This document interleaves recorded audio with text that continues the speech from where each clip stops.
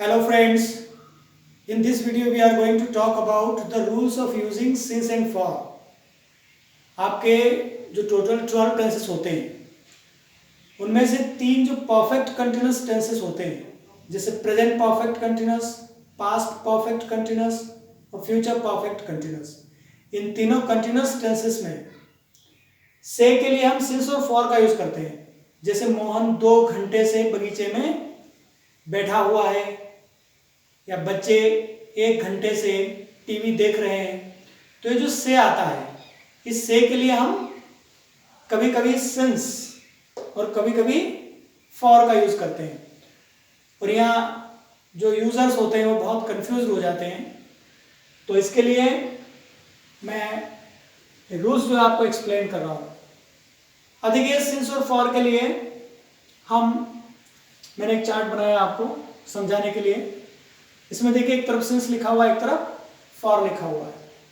अब देखिए, थोड़ा सा मैं आपको एक्सप्लेन कर दूं सिंस और फॉर का कहाँ यूज होता है। जब एक्शन का स्टार्टिंग पॉइंट दिया हो, यानी जो एक्शन चल रही है सेंटेंस में वो स्टार्ट कब हुई, उसका स्टार्टिंग पॉइंट दिया हुआ है, तो वहां सिंस का यूज होगा। और अगर एक्शन चलते चलते कितना टाइम हो गया, उसका पीरियड दिया हुआ है, तो पीरियड के लिए हम फॉर का यूज करेंगे। देखो, अभी हम ये जब मैं एक्सप्लेन करूंगा तो आपको स्टार्टिंग पॉइंट और पीरियड में क्या डिफरेंस है ये मैं आपको एक्सप्लेन कर दूंगा।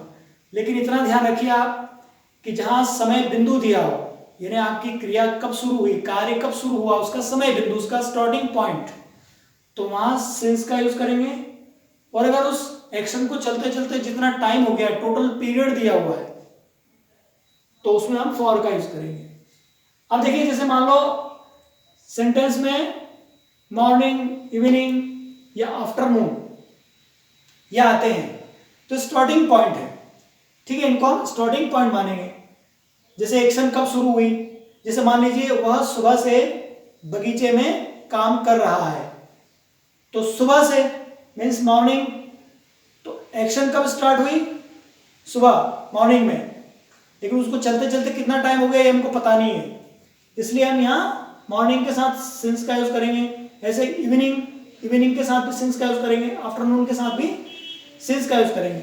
लेकिन जैसे मान लो 1 डे, 2 डेज, 3 डेज, अगर ऐसा आता है एक्शन को चलते चलते, जैसे 1 डे हो गया या 2 डेज हो गए या 3 डेज हो गए, तो वहां पूरा पीरियड दिया हुआ है, तो वहां हम फॉर का यूज करेंगे। अच्छा, स्टार्टिंग पॉइंट दिया हुआ है सेंटेंस में कि आपका जो है पीरियड दिया हुआ है, इसके लिए मैं एक ट्रिक बताता हूं जो ग्रामर से हटकर है। देखो, उसमें क्या है, जो एक्शन चल रही है उस एक्शन से आप खुद क्वेश्चन करो, और उस क्वेश्चन का क्विकली आपको आंसर मिल जाता है ना, आप खुद आंसर देने में जो है एबल है, सक्षम है, तो वहां स्टार्टिंग पॉइंट पीरियड दिया हुआ है। और अगर आंसर आप नहीं दे पाते हैं, आपको कैलकुलेट करना पड़ता है, थोड़ा टाइम लगता है, सोच के बोलना पड़ता है, तो वहां जो है स्टार्टिंग पॉइंट दिया हुआ है और आपको सिंस का यूज करना है। देखो, जैसे मैं एक सेंटेंस बोलता हूं, मोहन सुबह से बगीचे में काम कर रहा है। अब मैंने क्वेश्चन किया, काम करते करते कितना टाइम हो गया, नहीं मालूम, हमको केवल इतना मालूम है कि वो एक्शन जो है सुबह स्टार्ट हुई। कौन से सुबह की हम बात कर रहे हैं हमको नहीं पता, तो यहां हम स्टार्टिंग पॉइंट है इसलिए सिंस का यूज करेंगे। अब देखिए, जैसे मान लो मोहन 2 घंटे से बगीचे में काम कर रहा है, बगीचे में काम करते करते कितना समय हो गया, 2 घंटे, तुरंत जवाब मिल जाएगा, तो इसका मतलब यहाँ पीरियड दिया हुआ है, तो फॉर का यूज करेंगे। एक ट्रिक है, लेकिन आप इन चीजों को भी समझ लें। तो ये हो गया morning, evening, afternoon, since, 1 day, 2 days, 3 days, 4 days, for आएगा। ऐसे ही ओक्लॉक अगर आ जाता है, जैसे 1 o'clock, 2 o'clock, 3 o'clock, 8 o'clock, 10 o'clock, तो o'clock के साथ हम सिंस का यूज करेंगे। लेकिन और के साथ 1 hour, 2 hours, 3 hours, 4 hours, उसके साथ हम फॉर का यूज करेंगे। 1 second, 2 seconds, 3 seconds, सेकंड के साथ भी हम फॉर का यूज करेंगे। ऐसे 1 minute, 2 minutes, 3 minutes, इनके साथ हम फॉर का यूज करेंगे। इधर देखिए, डेज के जो नेम है उनके साथ हम सिंस का यूज करेंगे। जैसे Sunday, Monday, Tuesday, Wednesday, Thursday, Friday, जो 7 डेज है वीक के, उनके नेम के साथ हम सिंस का यूज करेंगे। और जो जैसे 1 वीक, 2 वीक्स, 3 वीक्स, तो यहाँ हम फॉर का यूज करेंगे।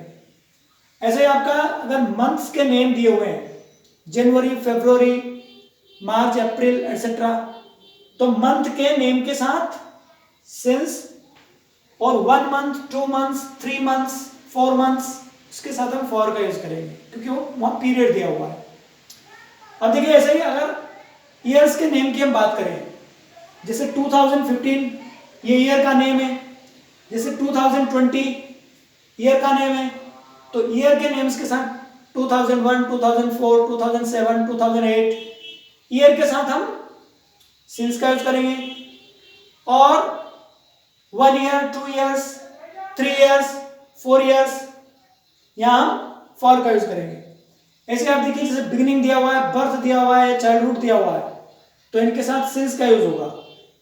लेकिन जैसे लॉन्ग टाइम दिया, फॉर अ लॉन्ग टाइम, तो लॉन्ग टाइम के लिए हम फॉर का यूज करेंगे। तो ये सिंस और फॉर के यूज करने के रूल्स हैं जो मैंने आपको एक्सप्लेन कर दिए। जब हम प्रेजेंट परफेक्ट कंटीन्यूअस टेंस पढ़ेंगे तो उसमें हम एग्जांपल्स लेंगे और एग्जांपल्स में और आपको मैं क्लियर कर दूंगा। We will take examples in 3 perfect continuous tenses: present perfect continuous, past perfect continuous and future perfect continuous. तो और आपको क्लियर हो जाएगा, लेकिन ये चीजें आप माइंड में रखिए। बहुत सिंपल है सिंस और फॉर का यूज, कंफ्यूज होने की जरूरत नहीं है। आप ये रूल्स माइंड में रखें तो कभी आपसे गलती नहीं होगी। Okay, thank you.